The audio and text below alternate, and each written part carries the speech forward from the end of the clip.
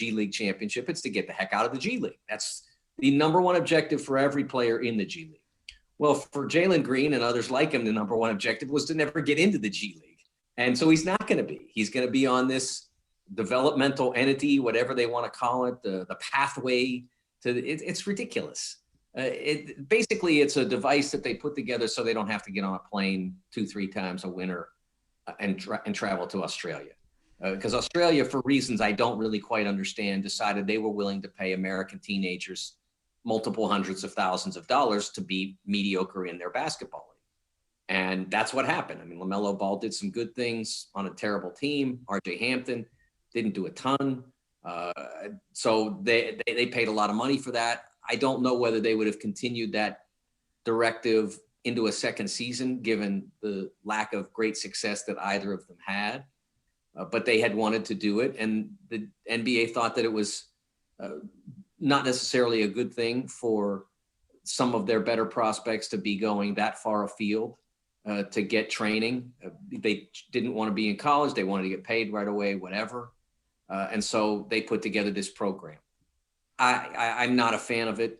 I am less a fan of the myriad takes that it was going to be very damaging to NCAA basketball, including a headline in the Wall Street Journal that said, "Is this the end of college basketball as we know it?" I mean, I was just blown away by that one. And it just shows an absolute complete lack of understanding about college basketball, an absolute complete lack of grasp of history. And when I'm not expecting you to know what like was happening with the Magna Carta. I mean, this was 20 years ago. We had players go directly from high school to the NBA from 1995 until 2006. And that included some unbelievable talent. Kevin Garnett, Kobe Bryant, greatest player of all time, LeBron James. All three of those players never played a minute in college. And would it have been cool to see LeBron James in a college uniform, doing the things that only LeBron can do? Absolutely would have been cool, but he didn't. And what happened? College basketball attendance, pretty much the same. It's been pretty much constant. College basketball attendance has been pretty much a constant for my entire career. I went all the way back and assessed basically the best way to do it, because the numbers change based on size of venue and this and that. So I went and I looked at the number 1 team in attendance, the number 15 team in attendance, and the number 30 team in attendance for the 10 years before players started getting drafted out of high school, or the last 10 years that they were, which out of 11, and then for the most recent 10 years. And the numbers are almost identical all the way through. It doesn't change. And you don't get as big a television numbers for the Final Four now as you did in 1992 or 1989 or whatever. But nothing in television gets as good a ratings, because the channel universe and the actual viewing universe has splintered 1,000 different directions. I mean, when I was a young person, you had 4 channels. When I became a young adult, you had maybe 35 or 40. And now you have 600 on your television, plus you have Amazon, Netflix, and all the rest, CBS All Access, and all the rest. And so you don't get, but you still get great ratings relative to everything else on television. You're getting 20, 23 million viewers to watch the championship game, depending on the year, depending on who's playing. You're getting just tremendous audiences. And so it hasn't changed. And so the idea that because 1 or 2 or 5 or even 10 players wouldn't play in college basketball, all of a sudden the whole enterprise would decline or collapse, it's just preposterous. And yet that was written by a lot of people in a lot of very prominent outlets last week. Yeah, it's funny because we talked about this a little bit on Assembly Call Radio last week, and I kind of ended it up by saying, look, it has to be, in order for it to truly impact college basketball, it has to be such a large number of players, because I think in one of the things you wrote, I mean, really over the last handful of years, even if you go back to Brandon Jennings, the number of players, top players that it's really impacted has been negligible given the period of time that we're looking at. So you've got to Yeah. find something that will appeal to them, have enough people to want to do it, and then there has to be a tangible benefit that says doing this is better. And maybe the money is the only benefit that you need, but doing this is better for furthering my career. I mean, you've seen players go overseas. To your point, LaMelo Ball is really one of the only ones who seems to maybe benefit from a draft perspective by that, depending upon whose mock draft you look at. But in general, it hasn't been lauded for the player development, the development of the players who've gone that route. It hasn't been lauded for really anything other than a way to make money. And for some people that might be enough, but to me, those two things need to happen for it really to impact enough people to impact college basketball, because otherwise it's just kind of another blip like any of these other things have been, as you said. I think there are a few things to look at in that. First of all, the developmental piece. This is completely untried, and I don't see how it's beneficial to a young athlete to have less competition. I don't see how that makes a player better. You're just not going to convince me, because otherwise we wouldn't practice at all. I mean, you just shoot jumpers and then go play. I mean, why would you have practice if competing for something? And in college basketball, you are competing in practice to be part of a team. You compete in practice to get more minutes, to get a greater role in the offense, if you're a defensive specialist, to show that you are capable of shutting down the other team's opposing best player. And then you compete in those games to win a championship that's meaningful to you, or multiple, a series of championships that are meaningful to you, conference tournament, NCAAs. So that all adds up to something. And I don't think that this directive covers you in any of those. So that's my first thing about the circumstance. Another thing about the projection that this is the death knell for college basketball is the fact that so many of them didn't consider at all the idea that name, image, and likeness is coming. And you may think that that you need to do your part to make it happen by saying, well, clearly the NCAA is going to heck in a handbasket, because now every kid's going to be able to make $500,000 out of high school.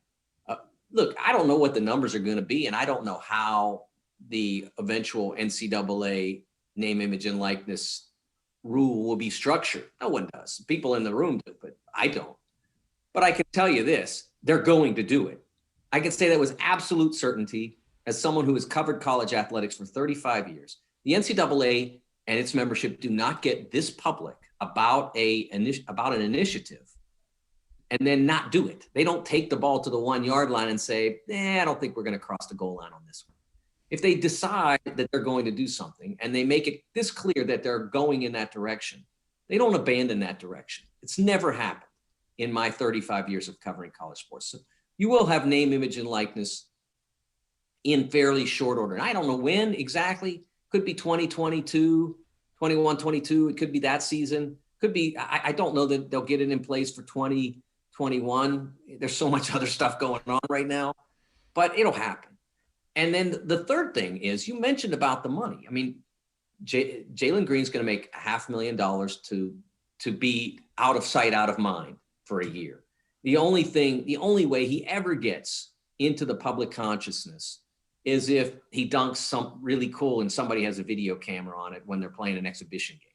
I mean, that's it. And it'll be put on Twitter and everybody will say, oh, look, Jalen Green can dunk. But he's not going to do anything of any consequence in any game of any consequence, because he's not going to play in it.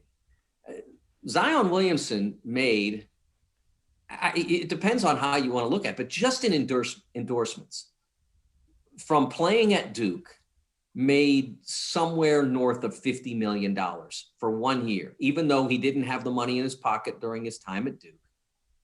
He walks out of Duke and he makes $50 million, he makes $75 million, and being very conservative and attributing only $50 million of that to his time at Duke, when it's probably more. He was a popular figure on the internet. So you can assume that he would have had some value to the shoe companies if he had, again, just sort of hid out in LA for a year. he would have had some value, but not $75 million worth of value. Not a chance. He became a national celebrity during his 1 year at Duke. He became so ubiquitous as a figure that at a certain point, ESPN felt in their crawl, they didn't even have to use his last name. It takes up too much space. So they just put Zion scored 35 points and grabbed 20 rebounds or whatever he did. Because they didn't have to put his last name because everybody knew who they were talking about.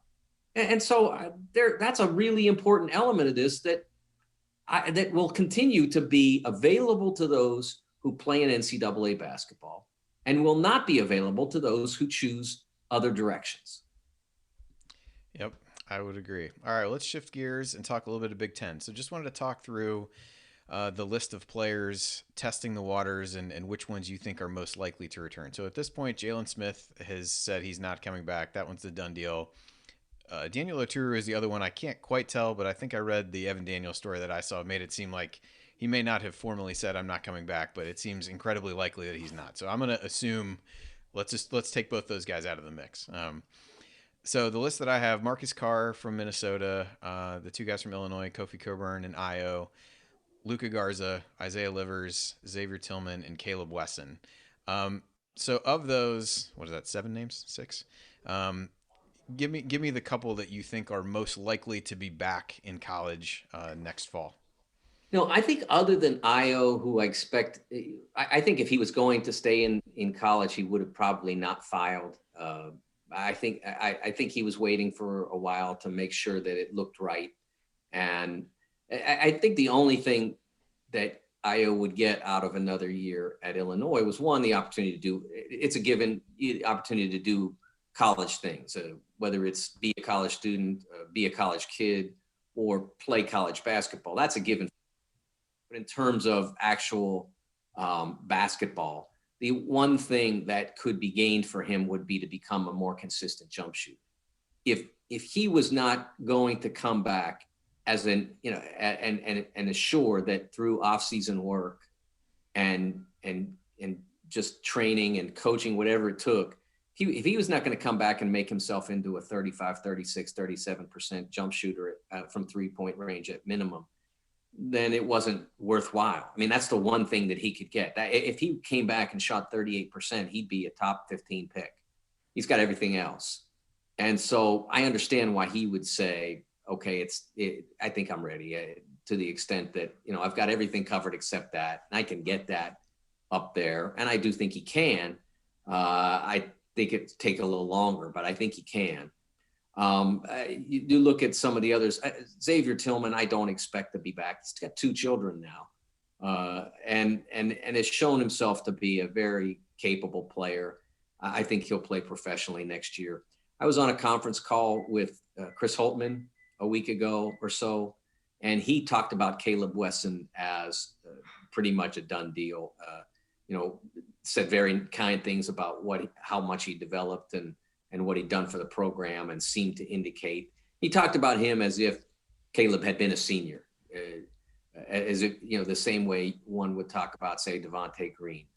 And so those are the ones that I expect not to be back. I think I would be surprised if the others were not. And this, disappointed for them, because I don't think any of the others has established himself as being ready for the NBA, and certainly not ready to be drafted.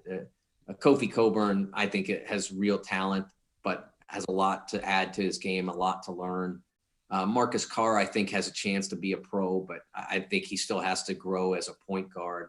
I don't think he played 1 year for a team that was terrible at Pitt, in an absolute train wreck situation. And then he played 1 year on a capable team. And I think that the opportunity to come back there and be an even more prominent part of what they're doing, I think it would serve him well. So Isaiah Livers, I think Isaiah Livers understands. And my disappointment for guys like Isaiah, and for really any of the players on the list that has the option of coming back or is leaning toward coming back, it's disappointing for any of them to not be able to participate in the process, because I think there's real value to going to an individual workout, or to play at the combine if you get invited. Now, I've used two different analogies to sort of describe what you get out of that. One is if you're someone who has taken the SAT a couple of times, you take it the first time, you try to get the best score you can, but it's really that second time that you feel like, okay, I know what to expect. I know what they're going to ask of me. That's the one you should get the good score on because you've gone through it before. And the other part of it is kind of like a summer internship. You get to see what the professional world is like, what the working world is like. What's it like out there? But at the same time, you're still a college kid, and you're not, all the pressure and responsibility of being a professional isn't on you, but you get into that world a little bit and you get a feel for what it's about. And so I think both of those things the young players are going to be missing. It's obviously not as big as missing the NCAA tournament, but Isaiah, I'm not sure what Luka and Isaiah and guys like that are really even getting out of this, because as long as there are no individual workouts, and there won't be, because it doesn't even look like the draft will happen until August or September, and there won't be a combine certainly in advance of that, in the usual May slot. So other than the opportunity to say, hey, I'm going to try, and B, hey, guess what? I'm back. And everybody gets excited because I'm back. I'm not sure really what there is in it for them. You can get an evaluation from an NBA team very easily. You don't have to put your name on the list to get that. You can get a good evaluation from professional scouts, either friends of your coach or the league will do it for you. You don't have to be on the early entry list to get it. The funny thing about that, hey, I'm back deal is Jeremiah Robinson Earl from Villanova never even put his name in the list, but he still had still got a hey, I'm back release, and still everybody from Villanova got to be excited about Jeremiah playing another year. Yeah, that's true. That's true. So you can still have it both ways there. Yeah, I mean, it is unfortunate that for the benefits of what they've tried to do and expanding that process and making some changes to it, that just the logistics of the way things are right now are going to prevent some of those guys from really getting it. But I think the three guys that you mentioned theirs in IO, Xavier Tillman, and Weston seemed the least likely to me to be back. So I think that right. I think that jives with what a lot of IU fans were expecting.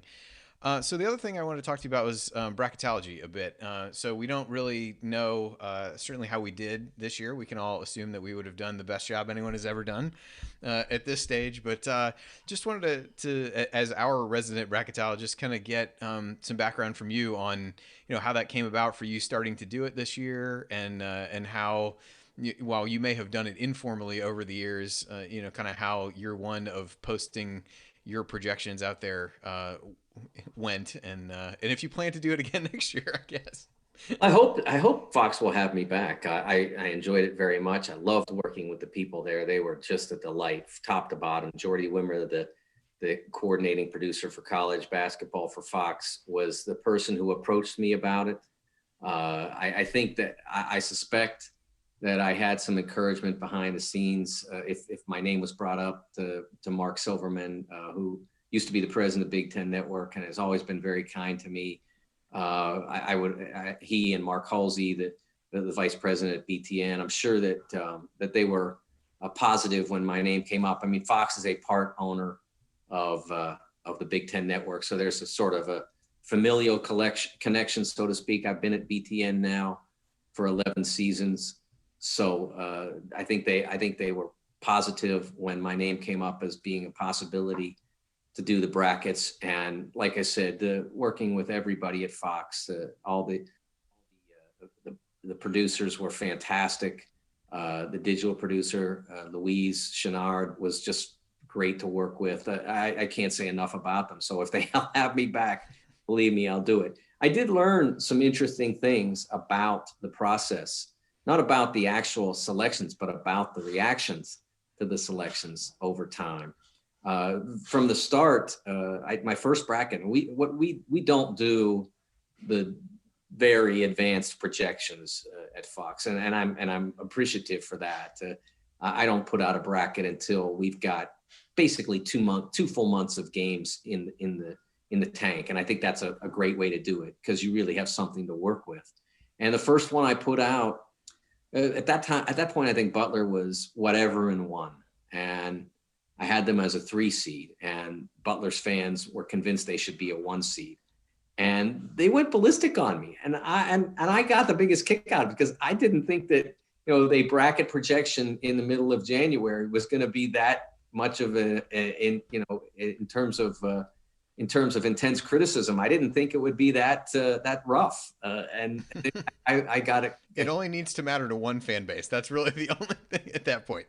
Yeah, it just compounds on itself at that point. Yeah, you're just like, and it went with, there were different fan bases depending on the bracket over time. And I understood as we got closer to the actual selection process that people would start to get a little antsy then. I understood that.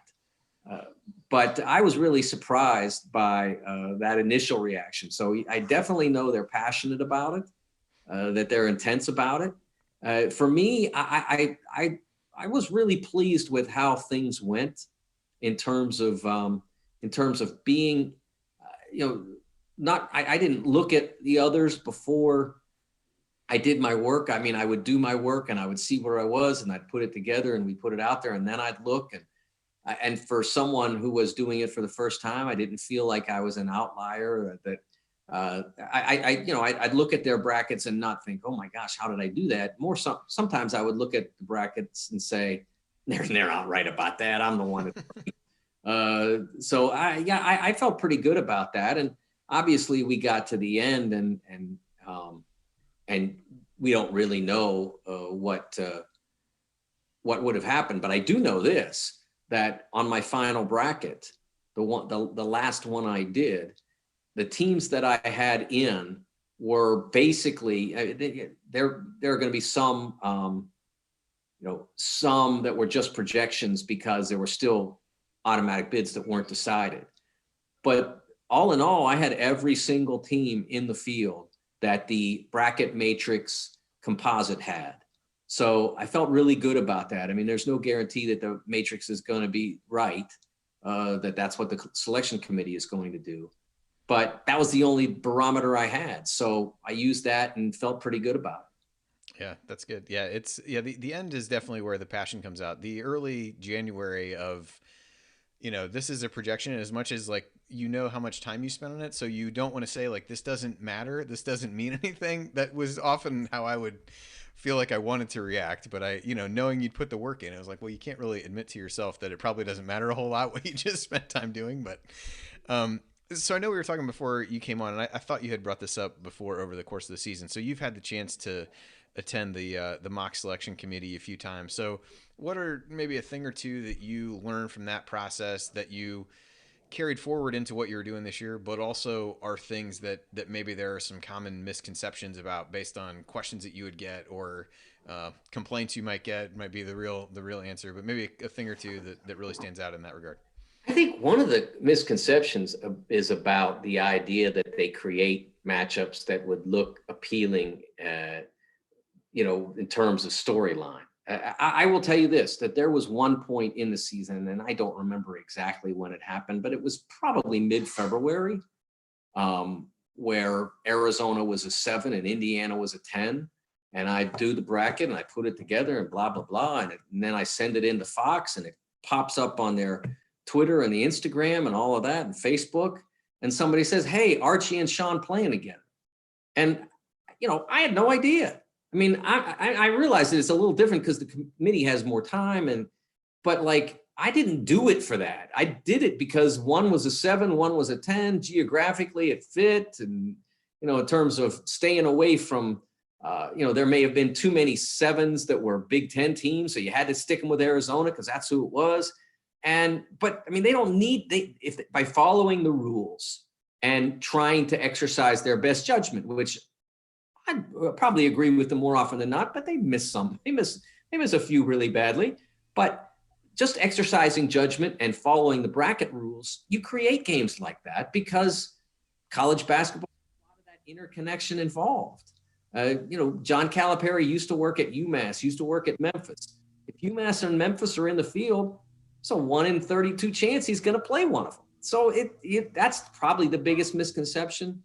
The second is probably the idea that there's a conspiratorial nature to it, because with the way it's executed, with where you're doing blind voting, you're voting on a computer, and the way the system is set up, you vote for like 4 teams to get in out of a particular 8, that are nominated, and you don't know what everybody else is voting, and so there's really no conspiracy to it.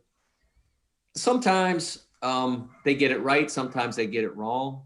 I think most of the time they're closer to right than wrong. But the idea that they're out to screw the little guy, sometimes I still remember, for instance, in 2008 when Drake was a number 5 seed and Western Kentucky played them in the first round. It was presented that it was designed that way to knock out a mid-major, and the people who say that never understand is that you're guaranteeing a mid-major advances.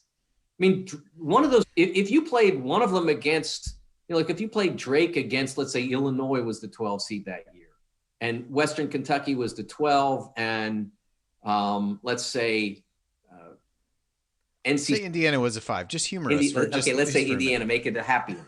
Okay, so Indiana's the 5. You might have no mid-majors at the end of that day. They might both lose. So it's just a silly thing, but people keep saying it all the time. That stuff doesn't happen. They do it based on geography way more than they should. That's the one thing I think they do totally wrong. They emphasize geography way too much. They do it based on geography, bracket rules, and how they perceive the teams and how accomplished they are. And that's really all that goes into it. Yeah, it's funny. You had the Arizona IU. I would always get IU and Houston would be matching up for kind of the same thing. But it was like you had so many Big Ten teams, and invariably the first comment would be like, I can totally see the committee putting IU against Samson. And I was like, well, I mean, you could, but it's not really there. With so many Big Ten teams in that muddled area in the middle, there were times like there was just no other person that you could even play. So yeah, I know what you mean there.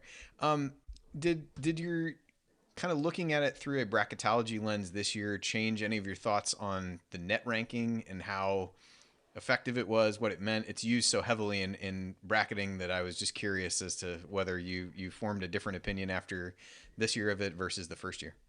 Well, I think it's a significant improvement over the RPI.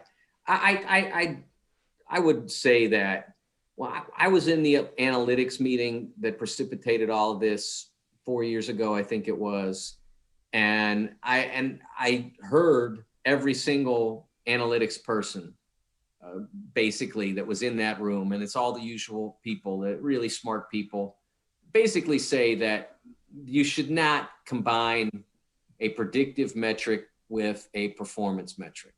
That, the predictive metric being something that's based on possessions and things like that, and how you're going to and how you're going to grade out in relative to the point spread and all that sort of stuff. And the performance metric, wins, losses, margin of victory doesn't matter, quality of competition does. That they shouldn't combine the two. They should have one standard, probably the performance, and then seed more toward the predictive. So that's what they felt that they should do. And instead they decided to make a hybrid. I don't know that it's the best metric out there. I do think it's significantly better than what they were using before.